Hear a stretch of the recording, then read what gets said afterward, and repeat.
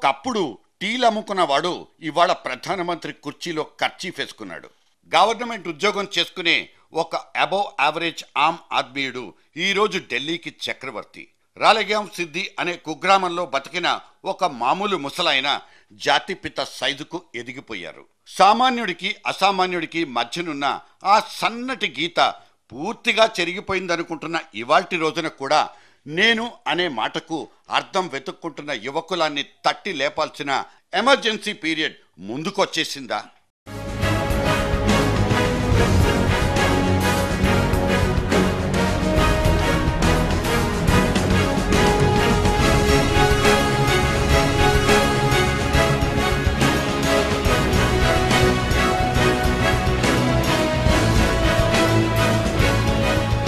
Selfie తాజా ప్రపంచంలో ఇదొక మేటి మాట.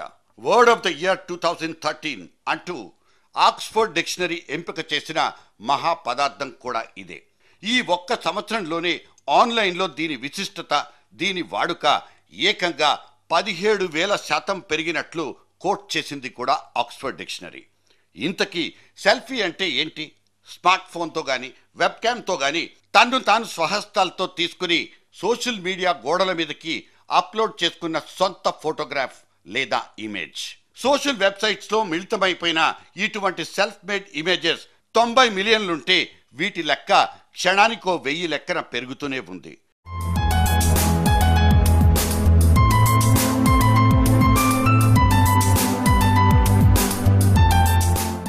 సెల్ఫీ అనేది ఇప్పుడు ఒక సిండ్రోమ్లా మారిపోయింది.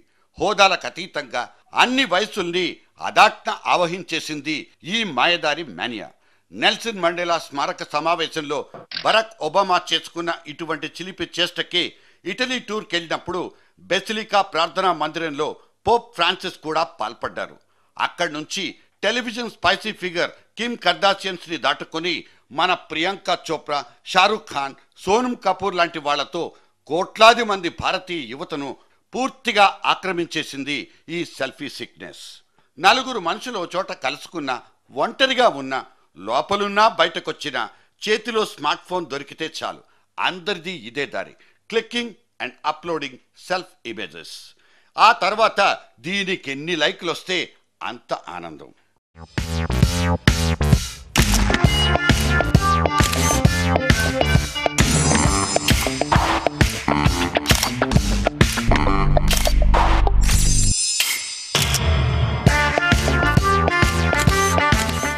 నేను ఎలా ఉంటే బాగుంటానో తెలుసుకోవాలన్న కుతూహలం, మానసికోల్లాసం కలిగించే మంచి కాఫీ లాంటిదే కావచ్చు. నిజానికి నేను అనే ఆ 2 అక్షరాలే అత్యంత శక్తివంతం. దీన్ని అంతులేని ఆత్మాభిమానం అంటూ తెలుగులో అన్వయించుకున్న అభ్యంతరం లేదు.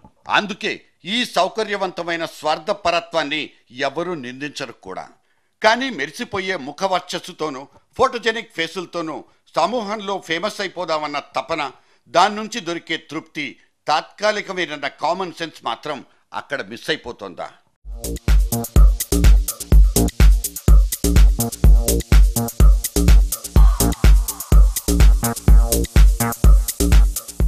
ఫిజికల్ ఎక్స్పోజర్ సంగతి సరే, స్పిరిచువల్ స్టామినా అనేది ఇవాళ ఎంతమందికి ఉన్నదన్నదే ప్రశ్న. తన చేతల ద్వారా చుట్టూ ఉన్న నలుగురికి ఎంత ఒరిగిందన్న లెక్కల్ని ఎవడైనా వేసుకుంటున్న దాఖలా లేదు. తనకు కావలసిన హక్కుల్ని డిమాండ్ చేసుకోవడం దగ్గరే ఆగిపోతున్నాడు తప్పిస్తే తాను మొయ్యాల్సిన బాధ్యతల్ని మాత్రం గుర్తించుకోలేకపోతున్నాడు. సూటిగా చెప్పుకోవాలంటే ఇవాళ మనిషిలో ఉండాల్సిన కనీస సామాజిక చైతన్యం చచ్చిపోయింది. మాట్లాడే అవకాశం మాకెందుకు రాదు, అనిపించినట్లు చెప్పుకునే ఛాన్స్ మాకెందుకుండదు, రాస్తే గీస్తే చట్టాలనేవి మేమే రాయాలనుకుంటున్న 600 పైచిలకు రాయల్ ఫ్యామిలీలకు మాత్రమే రాయల్టీ ఎవరు రాసిచ్చారు?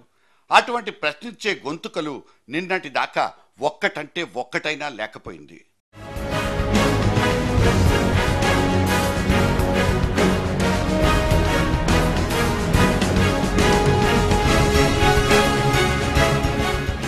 ఎట్టకేలకు మొన్నొక వేగుచుక్కైతే పొడిచింది. ఒక మున్సిపల్ స్కావెంజర్ కూతురు, ఇంకో సాదాసీదా జర్నలిస్ట్, ఒక రిటైర్డ్ ఐఏఎస్ ఆఫీసర్, సర్వీస్లో ఉన్న ఇంకో స్కూల్ టీచర్, ఇలా ఇవాళ ఢిల్లీ అసెంబ్లీలో కూర్చున్న కేజ్రీవాల్ టీం నిండా అచ్చమైన ఆమ్ ఆద్మీలే, ఫక్త్ కామన్ మనుషులు. 6 నెలలకు ముందు వీళ్ళ అడ్రస్లన్నీ అనామకాలే. వీళ్ళు కన్న కలలే ఇవాళ పెద్ద పెద్ద కుర్చీల్నే మట్టి కరిపించిన నిప్పు కణికలు.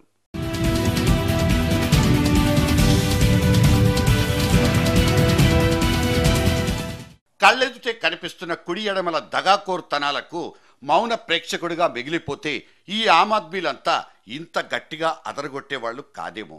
రలిగాం సిద్ధి జనాభా 1000 కూడా దాటని ఒక మరాఠీ కుగ్రామాన్ని తనకున్న పరిధిలో మెరుగుపరుచుకుని చేతనైనంత చేవతోనే ముందుకు నడిచి జాతిని మొత్తం జాగృతం చేసిన అన్నా హజారే సైతం అప్పట్లో ఆమ్ ఆద్మీ అనబడే ఒక కామన్ మ్యాన్ మాత్రమే.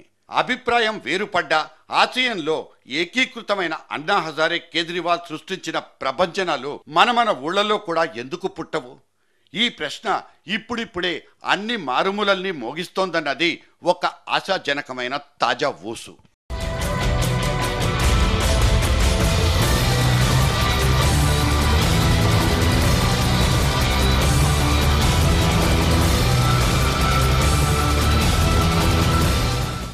చేస్తున్న వృత్తి, ఆకట్టుకునే మాట, నలుగురిని వెంట నడిపించుకోగలిగే నేర్పు, మంచి మేళ్లు తలపెట్టాలన్న సాలోచన, ఇటువంటి పాజిటివ్ ఎలిమెంట్ అనబడే మనసైన పార్శ్వం ఒకటి ప్రతి మనిషిలోనూ ఉండే ఉంటుంది. ఒక పేరున్న డాక్టర్ కావచ్చు, ఇంకో స్కూల్లో టీచర్ కావచ్చు, పబ్లిక్ సర్వీస్ చేసుకునే ఇంకో చిరుద్యోగుడు కావచ్చు. తన వృత్తికి అదనంగా నలుగురికి ఎంతో కొంత మేలు చేయడం అనే చిన్నపాటి సామాజిక స్పృహను కలుపుకుంటే వీళ్లే ఆ ఊరికి మొనగాళ్ళు, మొనగత్తెలు కూడా. అన్నా హజారే కంటే గొప్పోళ్ళు. ప్రతి ఊళ్ళోనూ ఇటువంటి ఒక అన్నా హజారే పుట్టినప్పుడు ఊరికొక్కళ్ళైనా ఆమ్ ఆద్మీ పార్టీ వేళ్ళూనుకున్నప్పుడు మనం స్వప్నించిన సామాజిక విప్లవం సాకారం కాకుండా ఎందుకుంటుంది?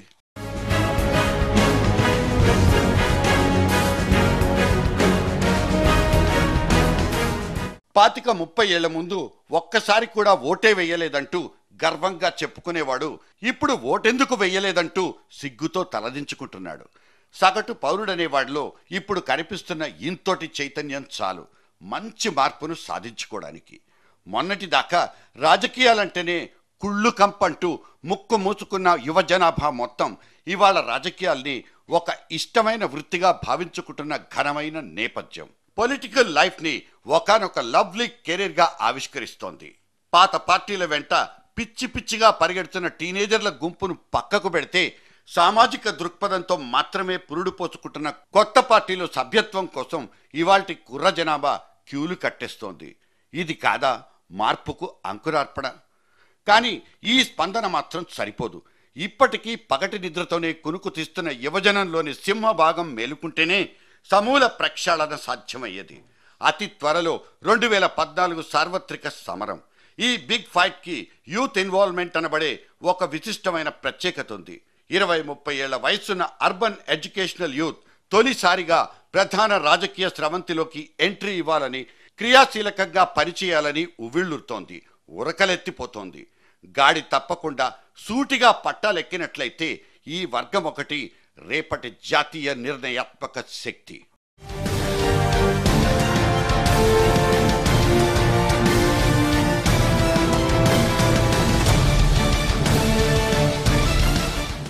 నిన్న మొన్నటి రోజుల్లో బయటి దేశాల్ని విపరీతంగా వేడెక్కించి నియంతృత్వాన్ని పొలిమేరలు దాటించిన క్రెడిట్ ఒక్క సోషల్ నెట్వర్క్ దేనన్న విషయం ప్రపంచం మొత్తం ఆమోదించిన వాస్తవం. నిన్న ఢిల్లీ గడ్డ పగుళ్ళిచ్చినప్పుడు సైతం సోషల్ మీడియా మాత్రమే ప్రధాన పాత్ర పోషించినట్లు ఆమ్ ఆద్మీ వర్గాలిచ్చిన భోగట్ట. అప్పటికే సోషల్ మీడియాలో మన యంగ్ తరంగాలన్నీ రౌండ్ ది క్లాక్ మునిగి తేలుతూనే ఉన్నాయి. సొంత ఫోటోల్ని, సొంత స్నేహాల్ని, ఒక్కోసారి సొంత భావజాలాల్ని విస్తృతంగా వ్యాపింపజేసుకుంటున్న కుర్రకారు ఇటువంటి శక్తివంతమైన మార్గాన్ని ఒక సామాజిక కారణం కోసం వినియోగించుకోవాలన్నదే ఇక్కడ మేధావుల నుంచి వినిపిస్తున్న ఒక చిన్న సూచన. Social media a perfect and powerful game changer. ఇది రుజువైపోయిన ముచ్చట. వ్యవస్థలు కుళ్ళిపోతున్నాయని గగ్గోలు పెట్టడం, సదరు నిజాన్ని దిగమింగుకోవడం మానేసి పునాదులు కదిలిపోతున్నాయని మనం చెప్పుకుంటున్న ఈ ప్రజాస్వామ్య పునరుద్ధరణకు ఈ సోషల్ మీడియాతోనే పూనుకోవాలన్నది ఒక కాంక్రీట్ సొల్యూషన్. ఇవాళ టెక్నాలజీకి ఉన్న బౌండరీలు అన్నీ పూర్తిగా తెగిపోయాయి. మారుమూల గ్రామాలకు సైతం కంప్యూటర్ల వాసన సోకేసింది. నగర వాతావరణం అయితే మరీ స్మార్ట్ అయిపోయింది. ఎటు చూసినా బీపీఓలు, ఐటీ కంపెనీలు, రీసెర్చ్ సెంటర్స్, గొప్ప గొప్ప మల్టీనేషనల్ ఆర్గనైజేషన్స్. చదువుకున్న చేయగలిగిన యువ జనాభా మొత్తం వీటి లోపలే ఇరుక్కుపోయింది. నిన్నటి దాకా వీళ్ళందరికీ రాజకీయం అనేది ఒక అంటరాని పదార్థం.